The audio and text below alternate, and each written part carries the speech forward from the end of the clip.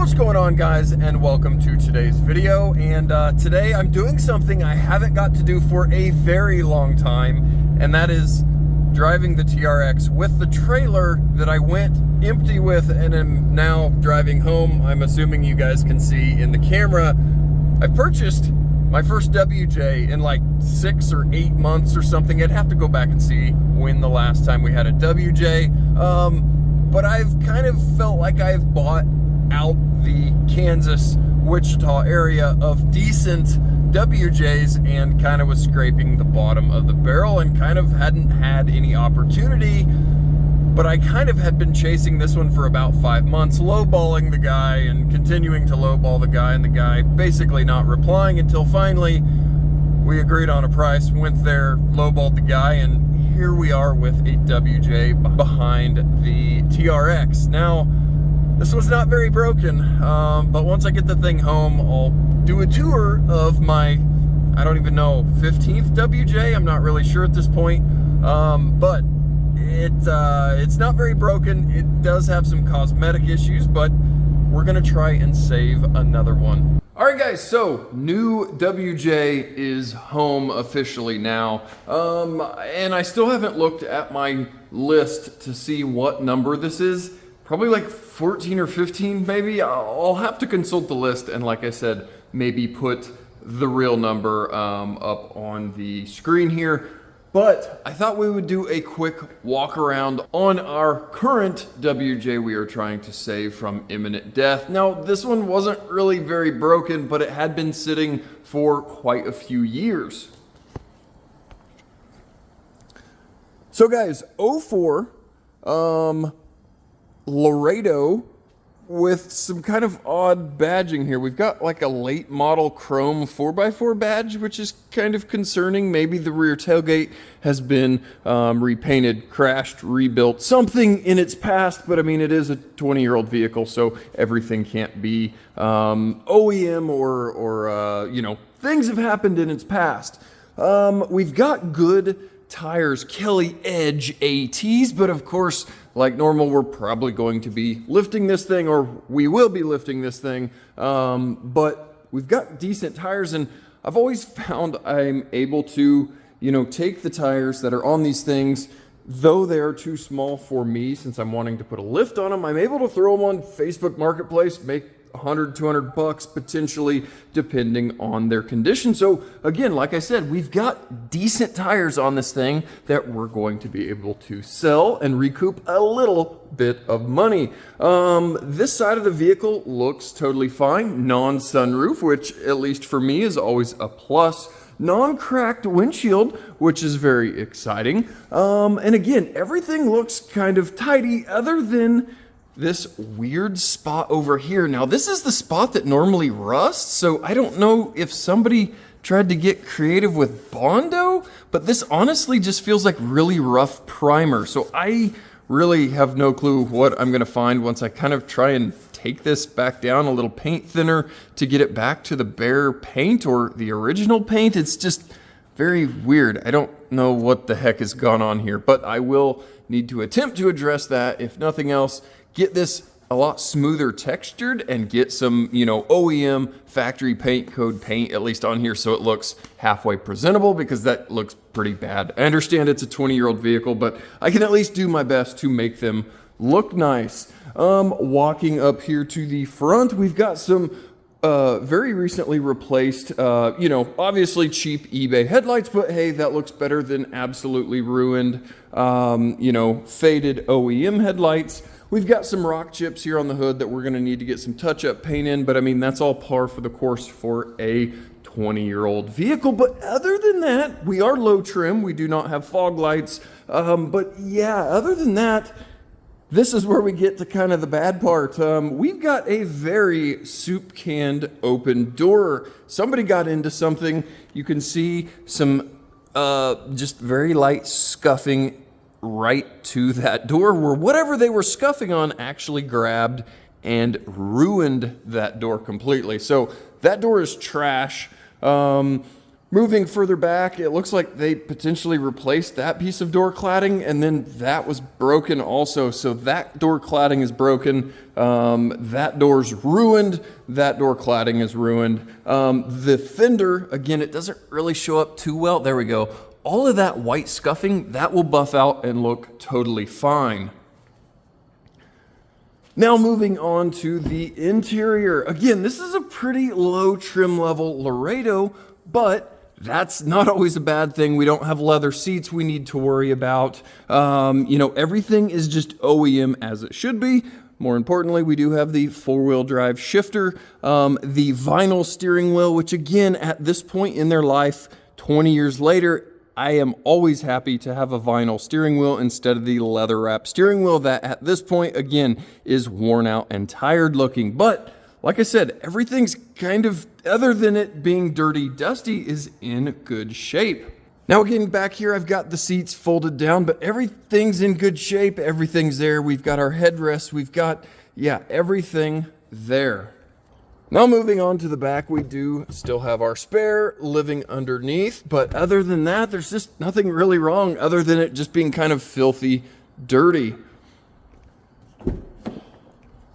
Now we do need to do a little sewing project over at Mom and Dad's house. I've had really good luck with Mom being able to sew these cloth seats back together really, really nicely. A little bit of dark slate thread, and she's able to get these to pull together and look really darn decently. So that's always, again, a benefit of a lower trim level Jeep with the cloth seats instead of leather. Now guys, one of the cool things is the mileage on this one. As you guys can see, we've got 131. And I'm trying to think back, I believe this is possibly the lowest mileage WJ that I've tried to rescue. Everything else has probably been higher, if I can recall, but there's been a lot of them. But if it's not the lowest, it's one of the lowest. So that's always kind of a cool benefit too. Now under the hood, this being a low trim level, this is a 4-liter inline 6. And again, people have a lot better feeling about buying a, old Jeep with the 4-liter versus the 4.7-liter V8 because they do a little bit of online research and go, man, that V8 has a lot more issues than the 4-liter. And I mean, to be honest, yes, that is true. So again, this being a 4-liter with 130K, it's kind of cool. Now I did already run to the salvage yard the following day here. This is filmed over a couple days, so that's how I've already ended up with a door. Our local LKQ happened to have the correct paint code 04 silver door sitting there at the salvage yard. So this thing got purchased and is awaiting being thrown on the Jeep. So guys, what is the plan with this one? I think the plan is the same that it's been with every single other WJ that I've ever put together. Put a 2-inch lift on it, find some Jeep Wrangler JK, JL wheels and tires that always make these look so much fresher and newer because the factory WJ wheels are always just absolutely corroded and looking bad at this point. So I don't really know if this Jeep's ever going to make it back onto the channel. I just like documenting the fact that I'm out here saving the WJs, and it's been quite a long time since I've been able to save one. So I was excited to be able to show you guys the latest project here to be able to get saved and eventually find its way out into the world with a new owner. Now I thought about ending the video here, but I think I may bring you guys into the shop. Again, it's going to be a few more days for me until I'm able to get it into the shop, but get it up on the lift and it kind of talk you through my walkthrough or what I'm looking for when I'm lifting these things up for the first time, what parts and pieces we're looking at, what leaks we're looking at, and kind of go from there. So I've got to wait a few more days till I can get it in the shop, but it should be right now for you guys, and we will get a look under this thing and figure out what we're going to do or what we need to do to get this thing happy and ready for the road. Now, I think I'm going to go ahead and throw my 2-inch lift on because I hate driving these things totally stock. I've got to have a lifted Jeep if I'm going down the road. Now, I've showed a lift on a WJ a million times, so I am not going to record this thing. So next time you guys see me, we're going to be in the shop looking under this thing. All right, guys, so I've already done quite a bit of work to this thing since we picked it up a few days ago. I've already got all of my lift parts and pieces on, but I thought we would do kind of a quick overview underneath on what I'm looking for when I finally get these things up in the air for the first time after purchase. So guys, starting up here at the front, of course, we're looking for just all of our normal leaks, issues, stuff like that. We've got nice and dry radiator, but of course we've got a 4-liter, so that means we have every single oil leak. Way up high, we've got a valve cover leaking. Down here, we've got oil pan leaking, and at the back, it's oil pan, rear main combination going on. So we will of course need to get those big 3 done. Like I said, valve cover, oil pan gasket, and rear main seal. That's kind of a normal 4-liter thing. Now, transmission pan looks soaking wet, but all of that is just engine oil that's been blowing back onto it, because none of this is red. All of this is just engine oil up here. Now, I do have the front drive shaft already pulled out on the ground over there, because the front joint boot was torn, so I've got to get a joint or boot kit ordered for that. That's why that is pulled out of the vehicle. But even though this one is a little bit rusty, crusty, just because it is a 20-year-old vehicle, brake pads all look good, so that's one thing we won't need to do. One thing I also do is check all of my steering linkage, drag link ends, because those are what cause death wobble.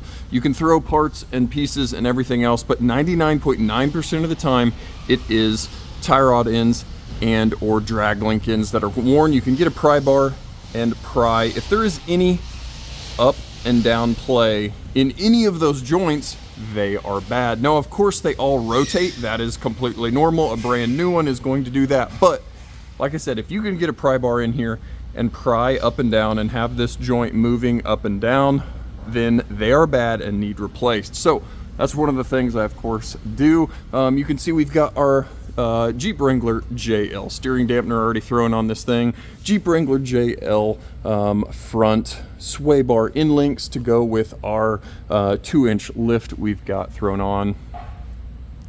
For wheels and tires, I've already got Wrangler wheels sourced, and I am waiting on tires to show up. These tires are going to be a little bit too small for the 2-inch lift. So these tires are going to live on a buddy's friend's Jeep, so those will still be reused on a WJ. Like I said, moving further back, yes, we've got normal WJ corrosion, crusty, rusty on the rockers, but this thing did live some of its life in Minnesota, so that's kind of what we see going on. I'm sure some of you guys are saying, man, this looks way better than the Jeeps around our place, but for Kansas, this is a little bit extra on the corrosion. Back here in the back, you can see our lift spacers back here. We've got our Jeep Gladiator JT rear sway bar links thrown on this thing, all kind of getting all of our worn suspension parts and pieces. Now, one thing I have to replace on almost every single WJ is the rear upper ball joint. If you've got a clanking from the rear over bumps, most of the time it is that rear upper ball joint. I just got done getting that thrown on and back into place, so we won't have a loud clunky rear. But again, rear brakes are in decent shape. I won't really need to address those because it still has decent pads. But for the most part, this thing's going to be a really solid unit for somebody. We don't have any structural, control arm crust corrosion gonna make the brackets fall off. Like we said, yes, of course, we've got the WJ rocker corrosion because this thing did live in Minnesota, but really, it's not going to be a bad Jeep. Once I get our oil leaks fixed up, it's gonna be a really nice, relatively low mileage 4-liter WJ for somebody. So the big thing left here to do today is getting this door replaced. That is our big smashed, ripped open door. We've got our new donor door laying here, ready to be transferred. I'll be able to buff this fender, make it look really nice. Treat all these plastics with our new wheels and tires. This thing should be looking pretty darn sharp. Okay guys, so this video has been filmed over like many days, probably at least a couple of weeks. Well, obviously a couple of weeks because the start of this video was purchasing this thing. I had to order parts. We got it into the shop. We kind of looked it over, but I've done a ton of work on this thing already and I'm still kind of waiting for a few parts. So I thought I would give you guys kind of a final walk around here. Now, it isn't done, but it's probably done for the channel, if that makes sense. This thing is almost nearing completion, and I probably won't really have another video, but like I said, I always like at least documenting me saving another WJ, and I did look back at my records. This is number 14 on saved Grand Cherokees from imminent death. Salvage yard, sitting in somebody's yard. This thing was sitting for 3 years behind the guy's garage, and it's taken a little bit of work to get this thing going again. So let's do a quick walk around. I'll talk through what all I have already done and the list of things that I still need to do. So this is how we are now setting after quite a bit of work and getting this thing looking decent again. We've got our Jeep Wrangler JK Oscar Mike edition charcoal gray wheels wrapped in a 245/70 R17 Summit Trail Climber. Yes, these are inexpensive all-terrains, but heck, they are brand new and they are a 50,000 mile tire, so this thing should be like good for a real long time. Like I said, we've got our wheels and tires, we've got our 2-inch lift on this thing. I still need to treat all of my plastics to make them look nice again. Like we already talked about, this thing has nice headlights, but the big fix here is that door we were talking about. This is our salvage yard donor door. Yes, it's got a few bumps and bruises here, as you'd expect from a used door, but it's at least not soup canned open here in the front and damaged, looking horrible. But man, what a difference these wheels and tires make on this thing. Don't know if I had already mentioned or not, or if it was done. We've got front windows now tinted to match the rest of them. That's just one thing that I like to do on these, since I do daily drive these things, as they are being fixed up, repaired, what have you. Under the hood here, we've got our 4-liter now with some fresh gaskets on it, so it will hopefully be a little bit less leaky for a little bit of time for the next owner. One thing I do like to do on my 4-liters, if they aren't a trailer tow optioned vehicle, is adding a clutch fan. Right here you guys can see a mechanical clutch fan. All WJs have an electric fan here in the front, but 4-liters, if they were optioned with trailer tow, got the mechanical clutch fan here that threads onto the water pump. This one was not a trailer tow vehicle.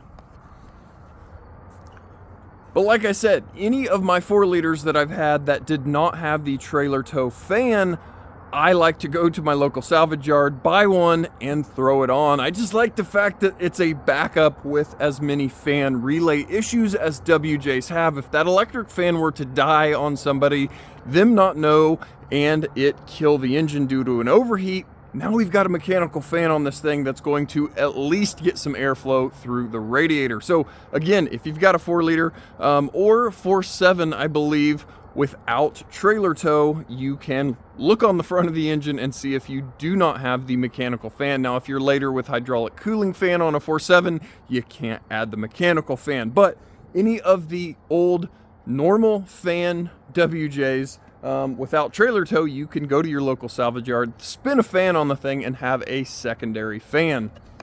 Now, moving to the interior, I did get a vacuum ran through this thing. Now, I do need to get over to Mom's house. She is my seamstress upholstery shop, and we have had really good luck getting all of our cloth seats sewn up. She's really good with a needle and thread, and she's able to get these sewn up and looking really nice, and I think they will last the rest of the vehicle's life.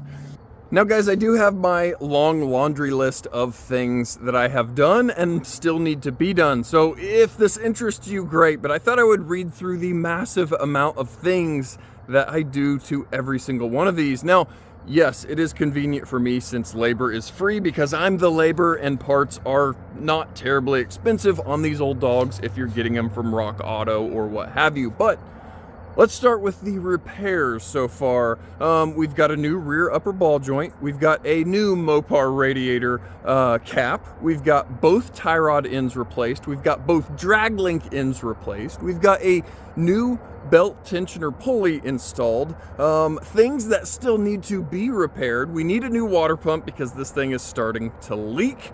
We've got our drive shaft boot we're still waiting to go on. And another thing that I have now definitely confirmed, this thing has front pinion bearings that are growling away. They're pretty darn loud, so I've got pinion bearings, a pinion seal, and a pinion crush sleeve on order so I can get this whole front axle torn apart and get this thing sounding a little bit quieter when going down the road. Now, maintenance items, all of the things I have replaced and done. Obviously, we've got a oil change since this thing sat for 3+ years. Front and rear axle fluid, transfer case fluid, a new air filter. We did an alignment after the lift. We've got some fresh spark plugs thrown in this thing. Transmission fluid and filter. Went ahead and dropped the transmission pan and changed the filter. Again, I could do literally none of these things and still sell these vehicles for the same price that I'm selling them for, but I feel at least better as a person, as a Jeep connoisseur, that I'm doing everything that I can to make this a good vehicle for somebody and literally having everything done that I would do on my own personal vehicle. Now our mods here that we've done to this, we've done our 2-inch lift. We've got our front window tint, if you want to call that a mod, our JL steering dampener that we've thrown on it, our JL front sway bar links, our JT Gladiator rear sway bar links, our JK 17-inch sport wheels, our new 31-inch tall all-terrain tires, and our trailer tow mechanical fan. Again, not really a mod, but kind of a cool upgrade, OEM upgrade here on this thing. So that is kind of my list of things that I've done that I still need to do to get this thing totally finished up and ready. Like I said, I still need to treat the plastics. I did a little buffing and touch-up paint work on the thing the other day, and it's kind of a nice Jeep. AC blows nice and cold. The heater works good because this is a manual temperature Jeep. We aren't auto temp where all the doors break. It's going to be a really good Jeep for somebody once this thing is done and ready to go. So guys, this video wasn't here or posted to boast about buying another car or all the things that I've done to this car, but I just, again, want to show you WJ Jeep guys that I'm out here still doing my best to find these things broken, find them neglected, find them sitting behind somebody's garage for 3 years in Salina, Kansas, driving myself out, picking the things up and trying to get them back on the road, give them another life, and hopefully the next owner will care for them a little bit more since they are a darn good looking, driving, and now very well maintained and repaired vehicle. So guys, like I said, I doubt this thing will show back up on the channel because it's going to get finished, find its way onto Facebook Marketplace, and hopefully find a new home that cares for it as much as I have put work into this thing over the last few weeks. So guys, thank you so much for being patient while it took me a very long time to find another WJ, and I'll always be keeping my eyes out for another one. And I do appreciate some of you guys sending me, emails or what have you saying, hey, I've got this Jeep, do you want to buy it? And most of the time it's way too far away, but it's always interesting to see what is out there for sale and broken that needs to be repaired. So guys, thanks for coming into the TRX on a drive, into the shop for an inspection, and into the driveway here for a final walkthrough of my 14th Jeep Grand Cherokee that we've saved from imminent death. And guys, as always, thanks for watching, and we'll catch you guys next time.